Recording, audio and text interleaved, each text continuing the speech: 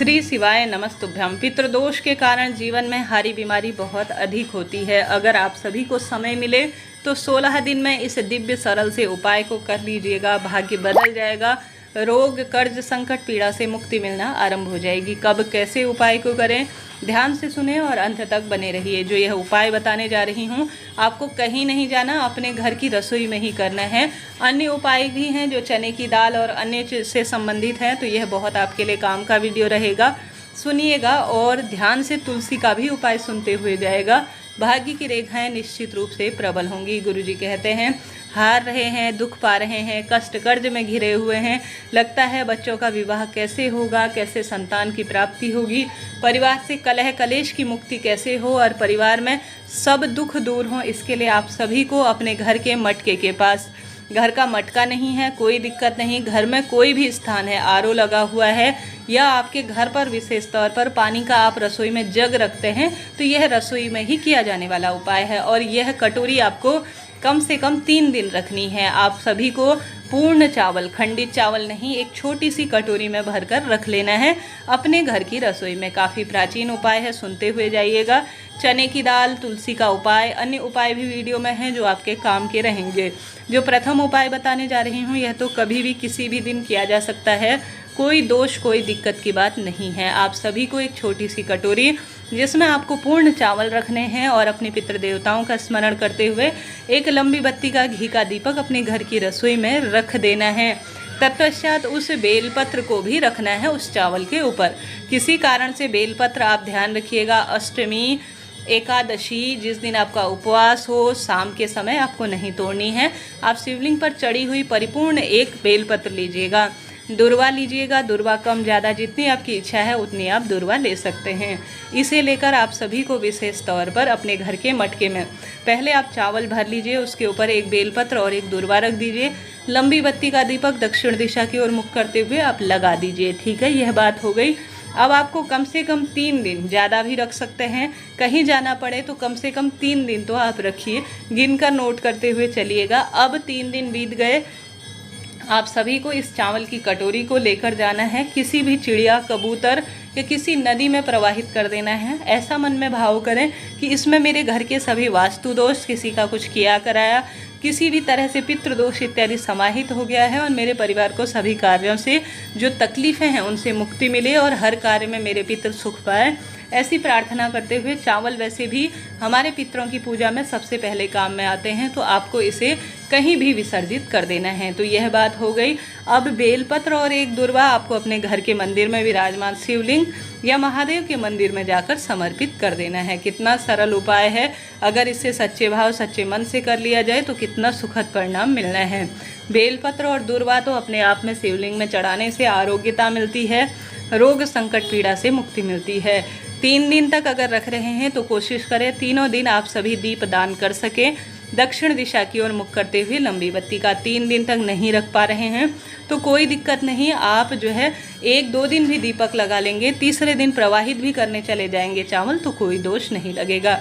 ठीक है जी, यह बात हो गई प्रथम उपाय की, जो आपको घर पर रहकर सरलतम तरीके से करना है, लाभ आपको मिलना ही है। बढ़ते हैं दूसरे सरल से उपाय की तरफ। यह उपाय काफ़ी सरल है, यह खास तौर पर तुलसी का उपाय है। जैसे कि सर्वश्रेष्ठ पितरों के गुरुवार की तिथि है, तो तुलसी का उपाय कैसे भूला जा सकता है। इसके बाद बढ़ेंगे चने की दाल के उपाय की तरफ। जैसे कि आप सभी को इस उपाय को करने के लिए गंगा जल की आवश्यकता होगी और एक गोल बत्ती के घी के दीपक की आवश्यकता होगी। आपको लेकर चले जाना है तुलसी माँ के समक्ष। तुलसी माँ के समक्ष आप एक दीपक लगा लीजिए, एक छोटी सी जो है तुलसी माँ की जड़ में कटोरी रख लीजिए। गुरुवार का दिन होने के कारण, हालांकि कभी भी कर सकते हैं, 16 दिन में कोई निश्चित दिन नहीं है, परंतु गुरुवार के दिन तुलसी का पूजन अपने आप में परम सुख प्रदान करता है, तो कोशिश करें आप तुलसी की जड़ में यह छोटी सी कटोरी रख लें।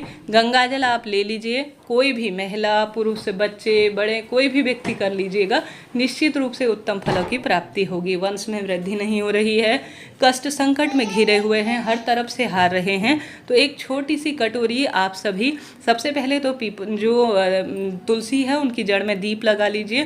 तत्पश्चात अपने हाथ की हथेली में काशी विश्वनाथ भगवान का नाम लेकर संभव हो तो कोशिश करें आप दक्षिण दिशा की ओर मुख कर सकें।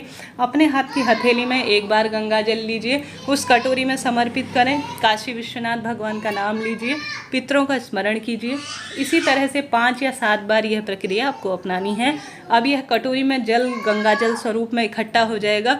जब दीपक ठंडा हो जाएगा, प्रार्थना करनी है कि हे काशी विश्वनाथ भगवान, हे मेरे पितृ देवता, परिवार के सभी रोग दोष संकट पीड़ा से मुक्ति कर दीजिए और जीवन में सभी सुख दे दीजिए। ऐसी प्रार्थना करते हुए आपको बाद में यह गंगा जल जो आपने काशी विश्वनाथ भगवान का नाम लेकर, अपना नाम गोत्र बोलकर, अपने पितरों का स्मरण कर कर समर्पित कर रखा है कटोरी में, बाद में आप तुलसी की जड़ में इसे समर्पित कर दीजिए।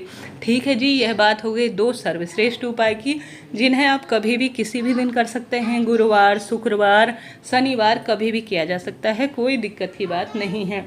इसके बाद बढ़ते हैं तीसरे उपाय की तरफ। जैसे कि पितृपक्ष का गुरुवार है तो बहुत श्रेष्ठ दिन है। इस दिन अगर कोई कार्य किया जाए तो अद्भुत सुख इसका मिलता है। आप जानते होंगे गुरुजी ने कह रखा है, हमेशा ही उन्होंने कहा है कि हमें अपने पितरों के सुंदर स्वरूप का स्मरण करते हुए, ध्यान करते हुए घर के दरवाजे पर एक एक चुटकी आवश्यक रूप से आटा रखना है। एक एक चुटकी आटा रखें, घर के बाहर की तरफ रखें, इस बात का ध्यान रखें। अब चने की दाल के उपाय की तरफ बढ़ते हैं। गुरुवार का दिन है, हमेशा ही आप रोटी इन दिनों बना रहे होंगे। कोशिश करें, अगर इस दिन आप वृषकपि का नाम लेकर गुड़ रखते हैं, जैसे मीठा रखते हैं, खीर रखते हैं इसमें, तो आप थोड़ा चने की दाल भी रख दीजिएगा। चाहें तो आप गुड़ का टुकड़ा भी रख सकते हैं। गुरुजी के 2 उपाय हैं। एक तो उन्होंने वृषकपि का नाम लेकर गौ माता को रोटी खिलाने का कहा है, वह कर सकते हैं, मीठा रखना है। एक दूसरा गुरुजी ने कहा है बृहस्पतिश्वर महादेव का नाम लेकर रोटी में गुड़, 1 चुटकी हल्दी और थोड़ा चने की दाल रखकर अगर गौ माता को खिला देते हैं, आप सभी के जीवन में जो वैवाहिक दिक्कत है, संतान संबंधी परेशानी है, उन सभी चीज़ों का निदान हो जाता है। तो वृषकपि का नाम लेकर आप गौ माता को रोटी खिला सकते हैं, मीठा रखकर, खीर रखकर या चावल रखकर, या चने की दाल वाला कार्य कर सकते हैं, लाभ मिलता है। बढ़ते हैं अंत में गुरुवार के दिन किए जाने वाले विशेष उपाय की तरफ।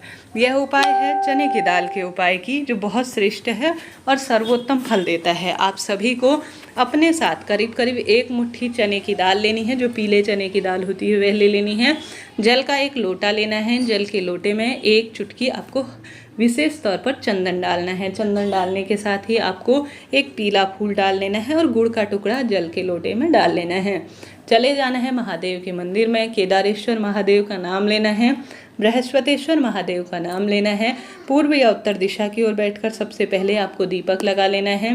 फिर आपको शिवलिंग पर जो आपने सभी चीज़ें मिश्रित कर रखी हैं, जो गुरु ग्रह को मजबूत करती हैं और बृहस्पतिश्वर महादेव को सुख करती हैं, केदारेश्वर महादेव को सुख प्रदान करती है, वह शिवलिंग पर आपको चढ़ा देनी है।